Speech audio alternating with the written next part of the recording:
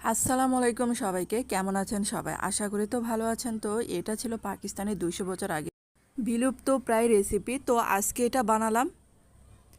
আর এখানে যে প্রথমে যে এই সাইজের মাংসগুলো নিয়েছিলাম, তারপর এটা প্রেসার কুকারে দিয়েছি। আর এখানে যে আদা রসুন বাটা দিলাম হাফ চা চামচ, তারপর হাফ চা চামচ দিলাম পেঁয়াজ বাটা, আর হাফ চা চামচ দিলাম হলুদের গুঁড়া, আর 1 চা চামচ দিলাম মরিচের গুঁড়া, তারপর দিলাম স্বাদ মতো লবণ দিয়ে একটু পানি দিয়ে আমি যে কয়েকবার এরকম পানি দিয়ে সিদ্ধ করে নেব মাংসটা। তারপর এখন একটু খুলে আবার গরম মশলা দিয়ে আবার প্রেসার কুকারে দিয়েছিলাম। আর এখানে একটা মশলা তৈরি করছি, জিরা, পরে ধনে আর মরিচের গুঁড়া একটু হালকা ভেজে নিয়েছিলাম। আর যে সিদ্ধ করা মাংসটা এরকম অর্ধেকটা ছেঁচে নিয়েছিলাম। তারপরে যে ধনেপাতা কুচি, তারপরে যে ময়দা, এগুলা দিয়ে মাংসটাকে মানে ভালো করে মাখিয়ে নেব, একটু চেপে চেপে দিব। তারপরে যে তেলে দিয়ে দিব, আর এই যে মচমচা করে ভেজে নেব। তো অনেক মজার এই রেসিপিটা। ধন্যবাদ সবাই।